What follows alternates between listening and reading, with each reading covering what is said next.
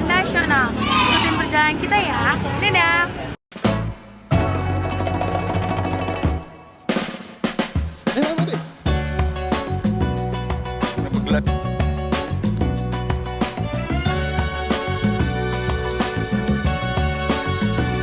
In this night, a starry sky, my baby told me with a sigh, saying words that came across as a doubt.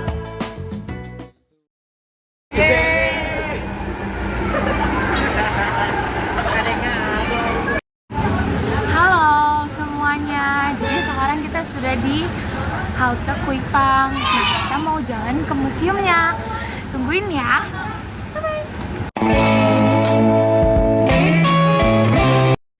Jadi kita udah hampir sampai teman-teman. Lihat, ini udah ada bagian dari museum tersebut. Jadi kita udah sampai di museumnya. Ikutin kita terus ya guys. Dadah.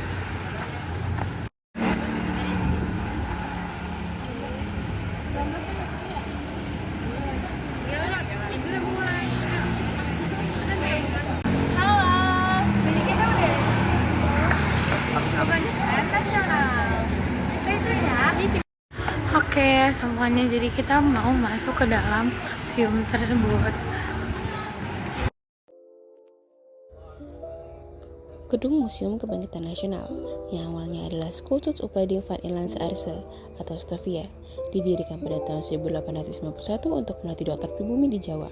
Gedung baru Stovia selesai pada tahun 1902. Stovia berfungsi sebagai sekolah kedokteran hingga tahun 1925. Sebelum dipindahkan dan menjadi Fakultas Kedokteran Universitas Indonesia, gedung ini kemudian dialihfungsikan untuk Bulo, AMS, dan penjara Jepang selama pendudukan.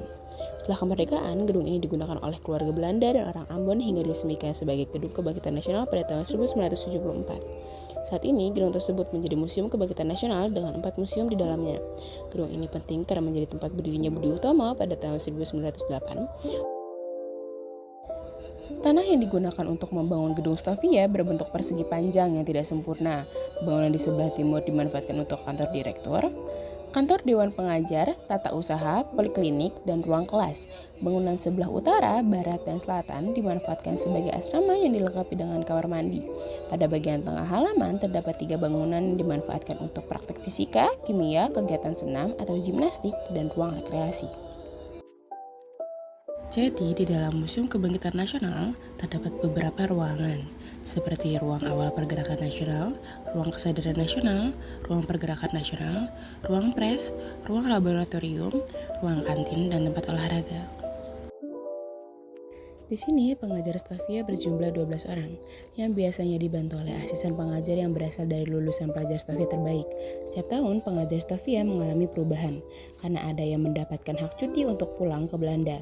Pengajar Stovia akan menempati ruang pengajar pada saat menjelang kegiatan pembelajaran, saat istirahat sekolah, dan seusai kegiatan pembelajaran. Selanjutnya ada ruang pembelajaran. Dalam pembelajaran di Stovia lebih menekankan praktek sehingga dibutuhkan media pembelajaran yang memudahkan simulasi dalam pembelajaran. Media pembelajaran ditempatkan dalam ruang tersendiri yang akan diambil oleh para pengajar pada saat akan memasuki ruang pembelajaran. Kemudian kita memasuki ruangan dukun.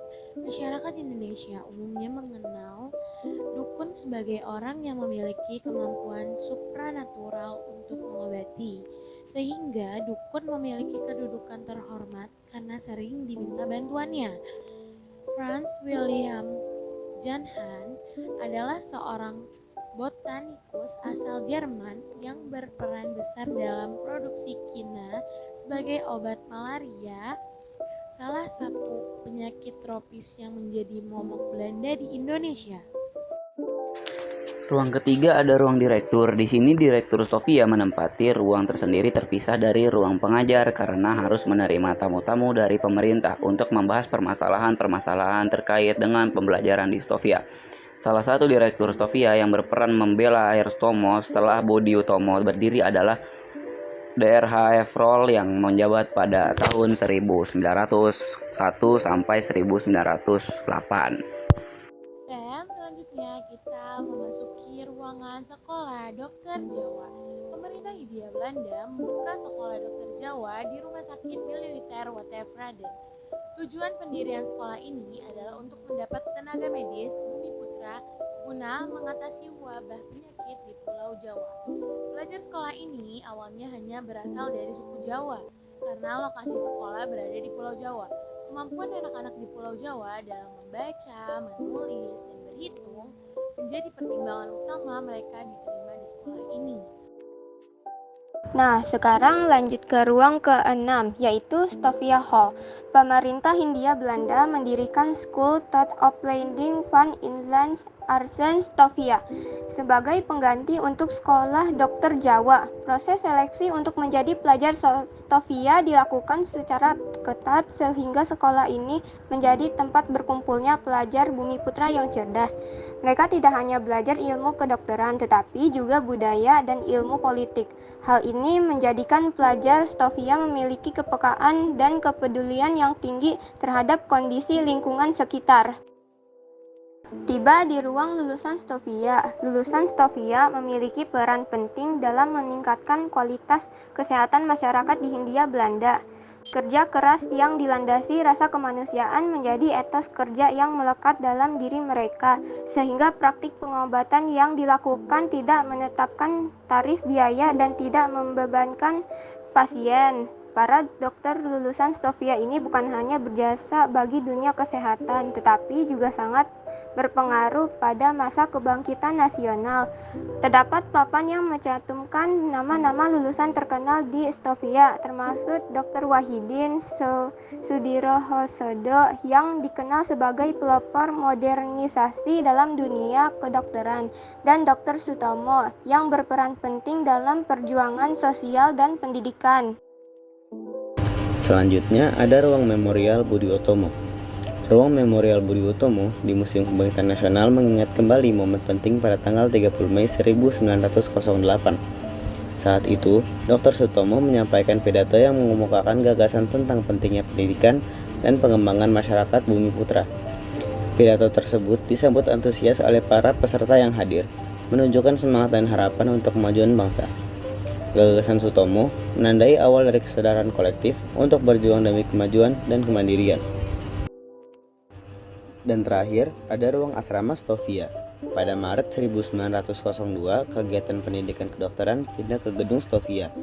Gedung Stovia dirancang untuk memenuhi semua kebutuhan para pelajar, sehingga dilengkapi dengan beragam fasilitas pendukung kegiatan pendidikan. Pelajar Stovia harus tinggal dalam asrama yang memiliki peraturan sangat ketat. Semua penghuni dituntut untuk hidup disiplin dan tanggung jawab. Aktivitas para pelajar diawasi oleh pengawas asrama yang dipanggil supos, yang setiap malam keliling asrama untuk memeriksa kondisi ruangan dan penghuninya. Oke guys, jadi kita sudah menjelajah lebih dari ruangan. Nanti kita bakal kasih lihat ke kalian ruangan-ruangan apa aja yang udah kita masukin. Dan ini kita mau lanjut dulu ya. Dadah.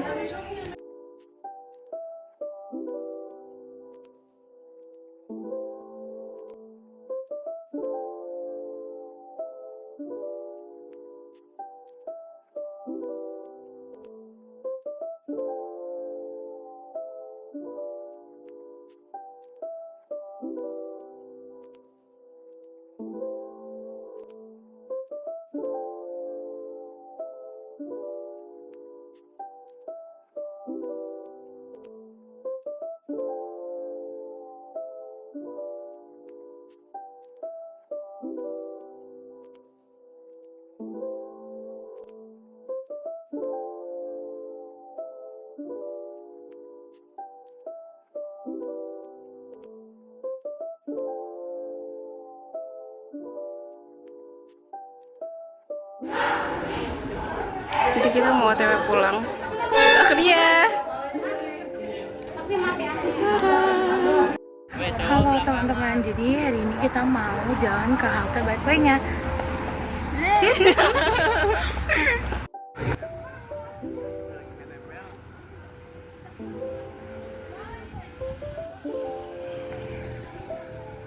Kita berjalan di siang hari teman-teman.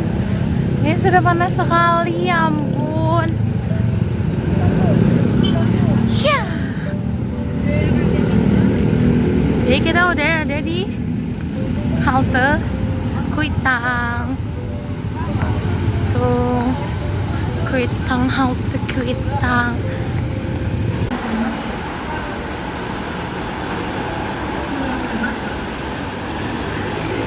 Oke, jadi kita sudah ada di dalam halte busway dan ini kita mau menunggu bus untuk pulang ke sekolah.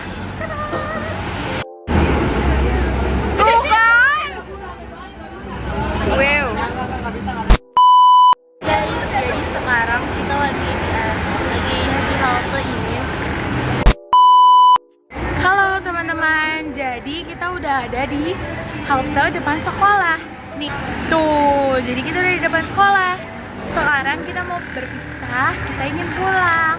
Terima kasih udah ngikutin vlog harian kita.